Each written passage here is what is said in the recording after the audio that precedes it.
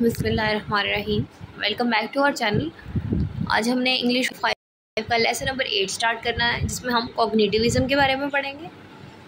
Lecture start करने से पहले अगर आप हमारे चैनल पर न्यू हैं या अभी तक आपने हमारा चैनल सब्सक्राइब नहीं किया हुआ तो फौरी तौर पर हमारा चैनल सब्सक्राइब कर लें एंड बेल आइकन के बटन को प्रेस कर लें ताकि जितनी भी न्यू वीडियोज़ मैं अपलोड करूँ बर वक्त नोटिफिकेशन जाए आप तक एंड आप अपनी कंप्लीट सीरीज़ वॉच करके अच्छे से एग्ज़ाम पास कर सकें।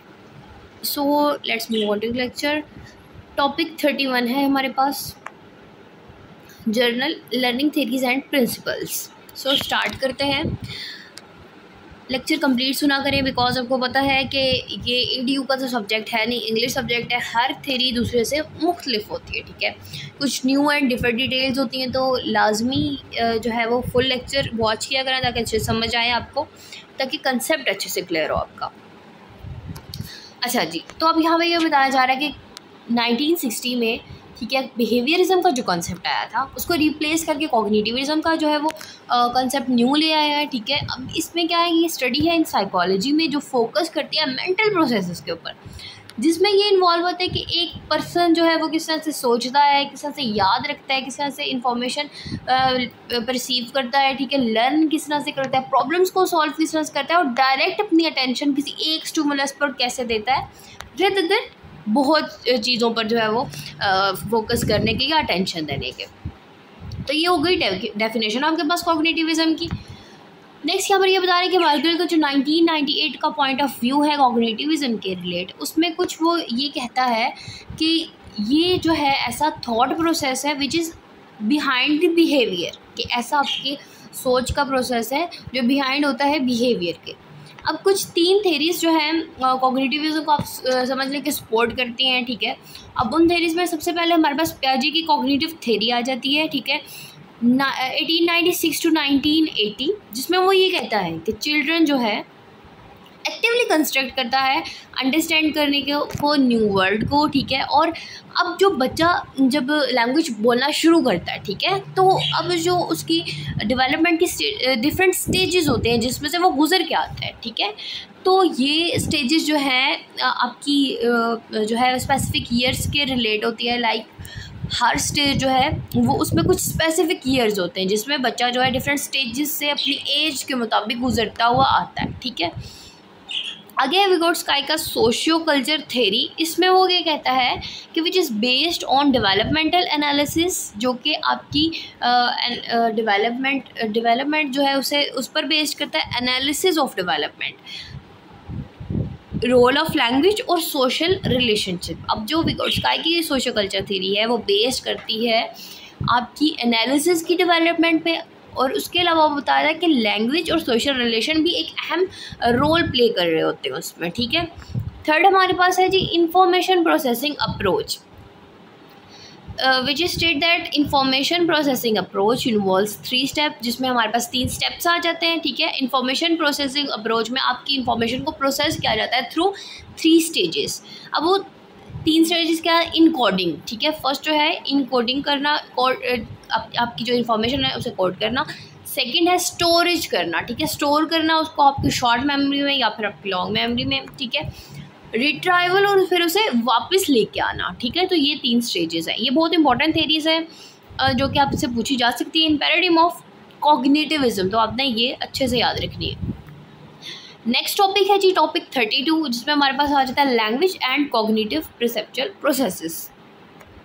Relationship between language and cognition is one of the important field of study for researcher। अब ये बता रहे हैं कि जो रिलेशनशिप है लैंग्वेज का और कॉग्निशन का, ये एक इम्पॉर्टेंट फील्ड है जिस पर रिसर्चर स्टडी करते हैं, ठीक है। अब विगोट्स्की जो है वो बिलीव रखता है कि language is one of the most important psychological tool that effect children's cognitive development की एक बहुत ज़्यादा इंपॉर्टेंट टूल है, साइकोलॉजिकल टूल है, ठीक है, आपकी लैंग्वेज, जो कि इफ़ेक्ट करती है एक बच्चे की कॉग्निटिव डेवलपमेंट पर, मेंटल डेवलपमेंट पर, ठीक है।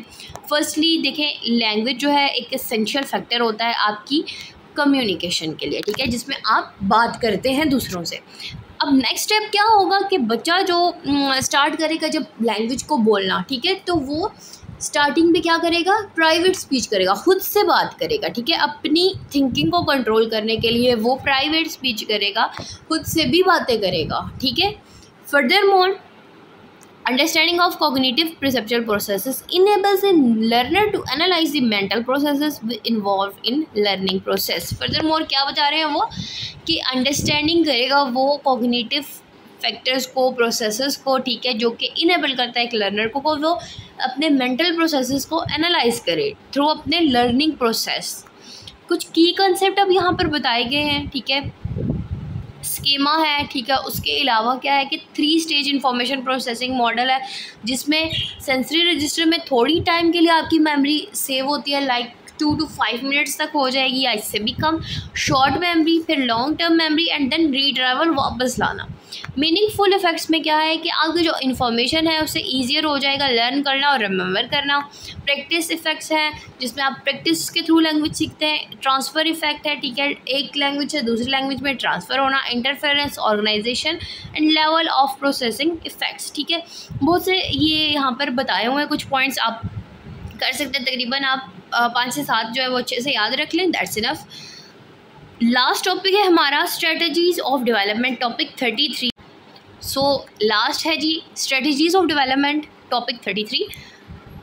These are specific process by which young children grow and change in their abilities, ठीक है। एक ऐसा स्पेसिफिक प्रोसेस जिसमें एक जो यंग बच्चा है, ठीक है, वो ग्रो करता है और अपनी एबिलिटीज़ को चेंज करता है, ठीक है।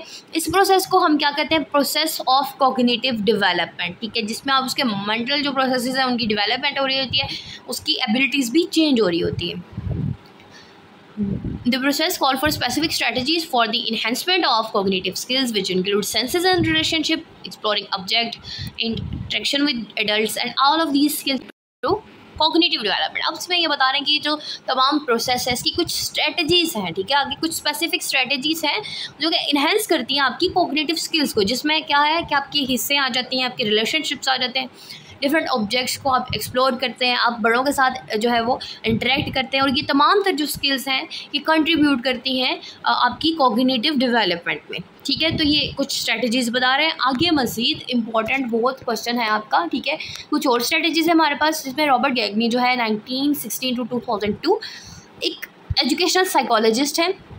इन्होंने 9 लेवल्स ऑफ लर्निंग इवेंट्स दिए हैं, ठीक है, जो कि इनकरेज करते हैं लैंग्वेज टीचर्स को, ठीक है, to design activities for the development of cognitive skills.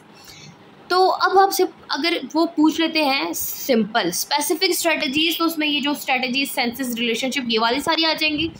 अगर वो रॉबर्ट गैगनी के पूछते हैं यहाँ पर आपके पास 9 लेवल्स ऑफ लर्निंग इवेंट्स, तो आपने ये 9 लिख देना है, ठीक है, जिसमें क्या है, फर्स्ट अटेंशन को गेन करना, मकासद को समझना, ठीक है, किसी पुरानी मेमोरी को रिकॉल करना, प्रेजेंटली कोई चीज़ जो है वो समझना, स्टिमुलस या कोई न्यूज़ चीज़ ईजाद कर देना, ठीक है, लर्निंग गाइडलाइंस प्रोवाइड करना, परफॉर्मेंस देखना, फीडबैक प्रोवाइड करना, असेस करना परफॉर्मेंस को, और इन्हेंस करना रिटेंशन एंड ट्रांसफ़र को।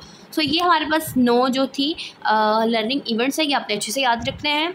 हमारा लेक्चर यहीं पर एंड होता है। आई होप कि लेक्चर अच्छे से आपको समझ आया होगा। अगर फिर भी कोई क्वेश्चन है तो कमेंट बॉक्स में पूछ सकते हैं। लेक्चर अच्छा लग रहा है, एंजॉय कर रहे हैं, समझ आ रहा है, तो अपने स्टडी ग्रुप्स में और फ्रेंड्स के साथ, फेलोज़ के साथ लाजमी शेयर किया करें ताकि बाकी स्टूडेंट की भी हेल्प हो सके।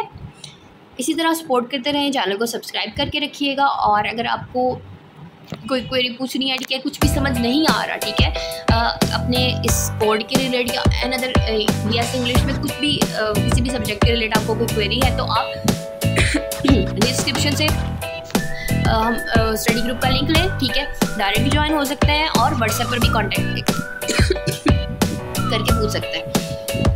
इंशाल्लाह आपको गाइड कर दिया जाएगा। मिलते हैं नेक्स्ट लेक्चर में, लेक्चर 9 में। तब तक के लिए दुआ में याद रखिएगा। अल्लाह हाफ़िज़।